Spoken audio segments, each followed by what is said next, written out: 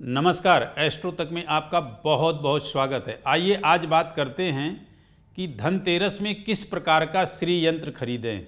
जो बहुत ज़्यादा श्री यंत्र का पूजन होता है वह श्री यंत्र किस प्रकार का खरीदें, इस विषय में आज आपको जानकारी देते हैं।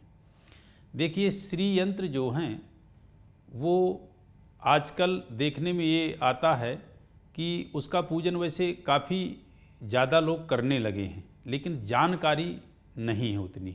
उसके विषय में आपको जानकारी बता दें। जानकारी ये बता दें कि श्री यंत्र सर्वोत्तम होता है स्वर्ण का।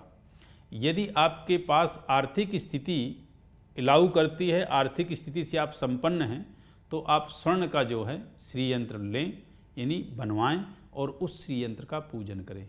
श्री यंत्र की आकृति ऐसी ही होती है जैसे ब्रह्मांड की आकृति होती है, वैसी ही श्री यंत्र की आकृति होती है। और उस श्री यंत्र में लक्ष्मी का पूजन करें। अर्थात कहने का तात्पर्य मेरी ये है कि जब आप श्री यंत्र लाएं तो श्री यंत्र में आप पति पत्नी यानी जो व्यक्ति पूजन करे वही उसका पूजन का अधिकारी होता है, और उसके कुछ हद तक रियल जो बेटे हैं, पत्नी हैं, स्वयं हैं, ये अधिकारी होते हैं। अन्य कोई श्री यंत्र का पूजन ना करे वह उसको पूजने का अधिकारी नहीं होता है। और एक बात, श्री यंत्र सदैव जो है छुपा के रखें। पूजा घर में ऐसा रखें कि कोई भी आपके पूजा घर में आए तो उसकी नज़र सीधे श्री यंत्र में ना पड़े। एक बात ये, क्योंकि कहते हैं ना कि भोजन भजन और शयन ये सारी चीज़ें पर्दे में होती हैं। जिसके पास आर्थिक स्थिति की संपन्नता नहीं है वह श्री यंत्र चांदी का ले, और चांदी का श्री यंत्र ले तो वह भी विशिष्ट होता है। और चांदी के श्री यंत्र में आपको पूजन करना है, मतलब बाकायदे उसका पूजन आपको षोडशोपचार से करना है, या आप ना कर पा रहे हो तो किसी पंडित जी के सहयोग से बुलवा करके उस श्री यंत्र का पूजन करें और उसको प्राण प्रतिष्ठित करके स्थापित करें। और जो चांदी का श्री यंत्र होता है वह भी अद्वितीय पवित्र होता है और बहुत अमोघ फल दाता होता है। क्यों? वैसे तो श्री यंत्र बहुत मिलते हैं, लेकिन जो चांदी का श्री यंत्र जो पिरामिड टाइप का होता है वह उस आकृति में आप लाएं और शुद्ध चांदी का बनवा करके लाएं तो बहुत उत्तम होगा। मैं ये नहीं कह रहा कि अन्य कोई श्री यंत्र बढ़िया नहीं होते हैं, अन्य भी होते हैं जो स्फटिक के हैं, ये आदि आदि चीज़ों के हैं, वो भी हैं, लेकिन इनकी तुलना में मैं किसी को उतना विशिष्ट नहीं मानता। एक बात ये। दूसरी बात, तांबे का श्री यंत्र आजकल देखने में आ रहा है। तांबे का श्री यंत्र नहीं चलता है, नहीं, वो पीतल का, तांबे का तो चलता है, पीतल का श्री यंत्र नहीं चलता है। तांबे का श्री यंत्र आप ले आएँ, तांबे का श्री यंत्र भी आप ला करके पूजें, लेकिन तांबे के श्री यंत्र में सावधानी बहुत बरतनी होगी। तांबे का श्री यंत्र यदि आप अपने पास रखे हो, पूजन कर रहे हो और आप बेवजह हर जगह झूठ बोल रहे हो, ऐसा कर रहे हो, वैसा कर रहे हो, तो उसका प्रतिफल इतना अच्छा नहीं मिलेगा। उसका प्रतिफल आपको खराब भी मिलेगा। खराब तो खैर चांदी और सोने में भी आप ऐसा ना करें, उसका भी खराब मिलेगा, लेकिन तांबे के में विशेष आप जो है इस चीज़ का ध्यान देंगे। सबसे ज़्यादा फलदायी आपका सोने और चांदी का है और तांबे का थोड़ा उससे कम है। लेकिन एक चीज़ और ध्यान रखेंगे कि श्री यंत्र में एक बार सहस्त्र अर्चन आपने कर लिया सोने के और चांदी के, तो कई सौ वर्षों के लिए वह आपका सिद्ध हो जाता है। और तांबे के श्री यंत्र में एक बार किया गया सहस्त्रन 2 वर्ष तक काम करता है। इसके बाद फिर आपको सहस्त्रार्चन करना चाहिए।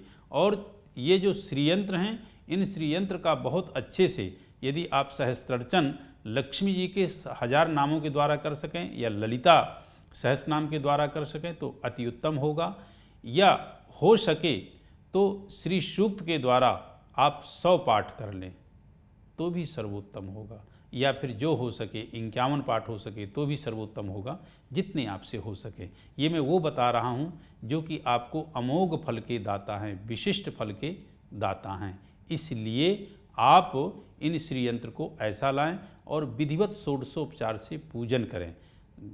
दिवाली के दिन गणेश जी के साथ में श्री यंत्र का पूजन करें। देखिए, श्री की पूजा विशेष है, यंत्र की ही पूजा विशेष है। लक्ष्मी के जो विग्रह तस्वीर का पूजन करते हो उससे कहीं ज़्यादा फलदायी यंत्र का पूजन है, श्री यंत्र जिसको कहते हैं। तो इस तरह से श्री यंत्र को लाएं, पूजन करें। और हाँ, जिस दिन आपकी दिवाली है उस दिन या जिस दिन धनतेरस को लाके आप पूजते हो उनका जो है अनार के रस से अभिषेक करें तो विशेष लाभ मिलेगा, क्योंकि अनार विशेष माँ लक्ष्मी को प्रिय है। और जब श्री यंत्र का पूजन करें तो उससे उनको जैसे आप ध्यान करते, देखिए सबसे पहले देवता का ध्यान करते हैं, आंख बंद करके उनकी तस्वीर का ध्यान किया, फिर उनका आवाहन करते हैं, यानी किसी मंत्र के द्वारा उनको बुलाते हैं। और आपको नहीं कोई मंत्र आता तो उनका स्मरण करके आप आवाहन कीजिए कि आप मेरे घर में पधारने की कृपा करें। जब किसी का आप ध्यान करते, आवाहन करते, फिर आसन देते हैं, तो जब आसन देते हैं तो उस वक्त आप जो है पुष्प का आसन दें, अर्थात पुष्प के ऊपर श्री यंत्र को रखें। तो उससे आप उस कहते हैं ना कि पद्मानने पद्म ऊरु पद्माक्षी पद्म संभवे तन्मे भजसी पद्माक्षी एन सौख्यम लभाम्यहम। किसके ऊपर वो बैठती हैं? पद्मा, यानी पुष्प के ऊपर विराज होती। पद्मानने पद्म ऊरु पद्माक्षी पद्म संभवे तन्मे भजस पद्माक्षी एन सौख्यम लभाम्यहम। तो आप जो है पुष्प के ऊपर उनको आसन दें, विराजमान कराएं, फिर विधि विधान से आप पूजन करें, निश्चित रूप से आपको विशेष लाभ होगा। नमस्कार। एस्ट्रो तक ऐप पर आपको मिलेगा भविष्य से जुड़े हर सवाल का जवाब। डाउनलोड कीजिए एस्ट्रो तक ऐप और चुटकी में जुड़िए इंडिया के बेस्ट एस्ट्रोलॉजर से।